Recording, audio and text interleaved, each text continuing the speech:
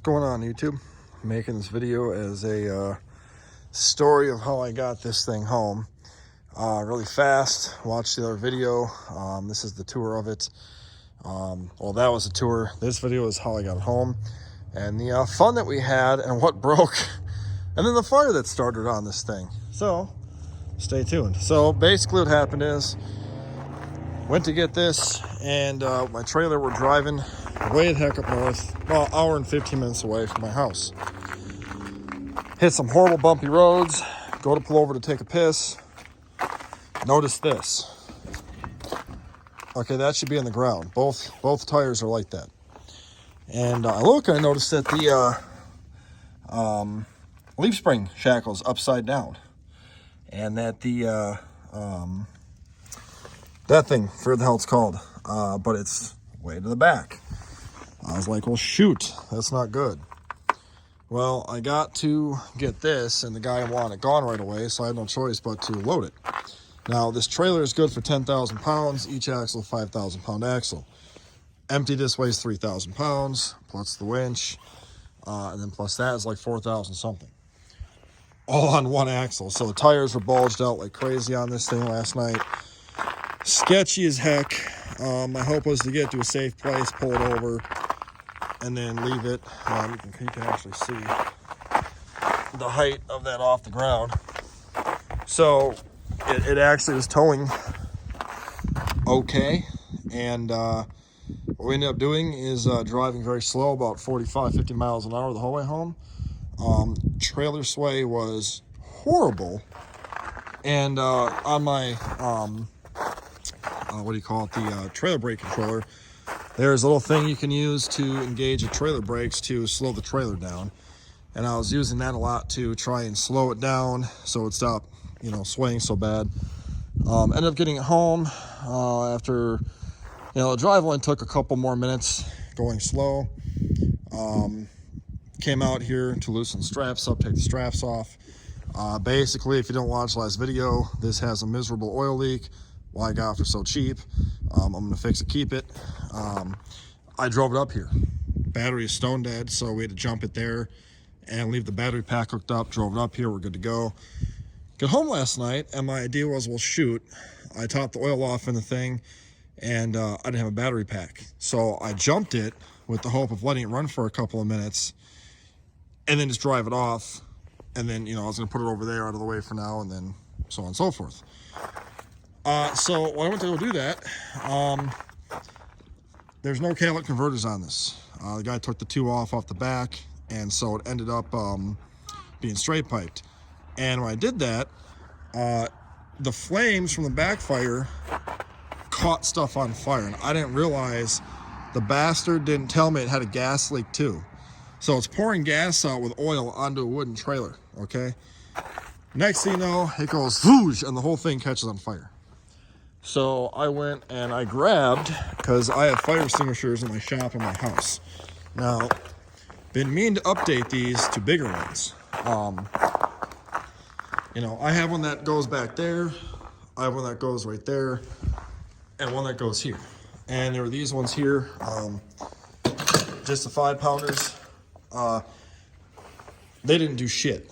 Okay, that's the one right there, halfway. 2.5 extinguishers finally got the fire out. It's all dry chemical. That's what all this shit is. You can see a little bit of burn on my trailer right there. It looks worse in the video. It's really not that bad. But that's all dry chemical, and got everywhere. I inhaled a whole bunch of it. It tastes like absolute garbage if you inhale it. As you can see, it's all over the car. That windshield is not burned, mind you. The windshield's not burned. It is actually ice that was on here.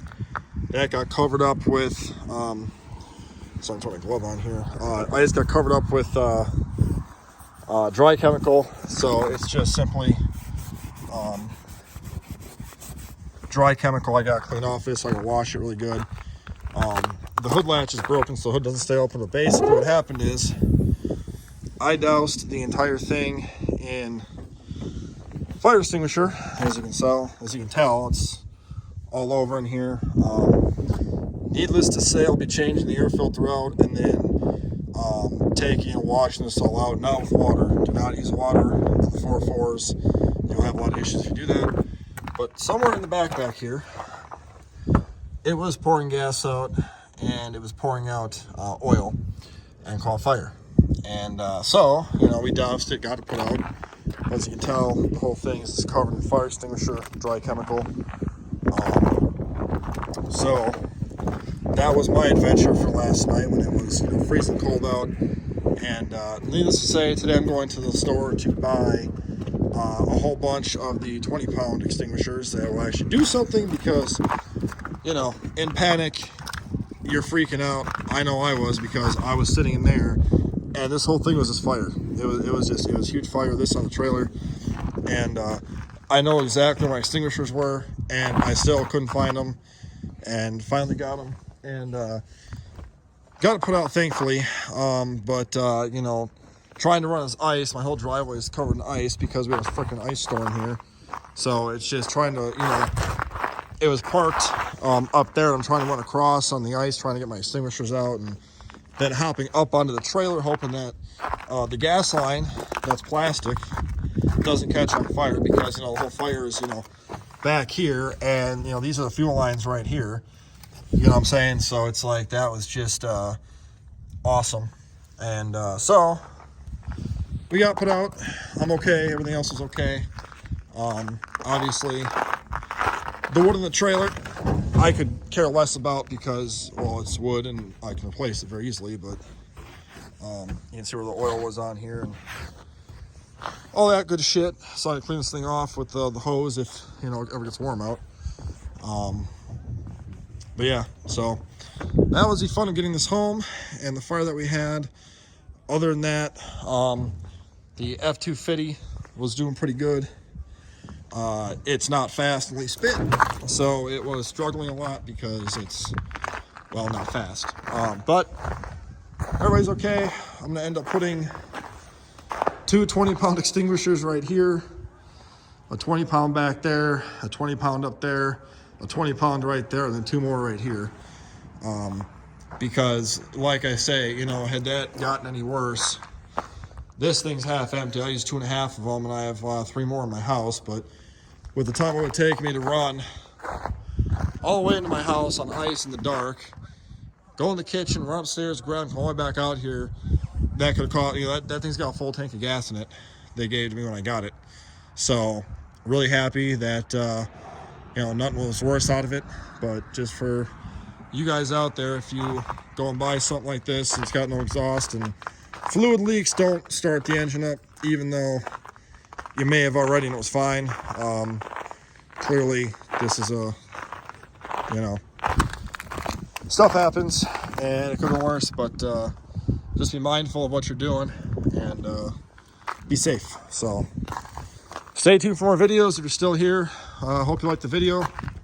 Hope you'll consider subscribing, and stay tuned for more on this thing. I will be keeping this, I will be fixing it, I will be driving it. See you later.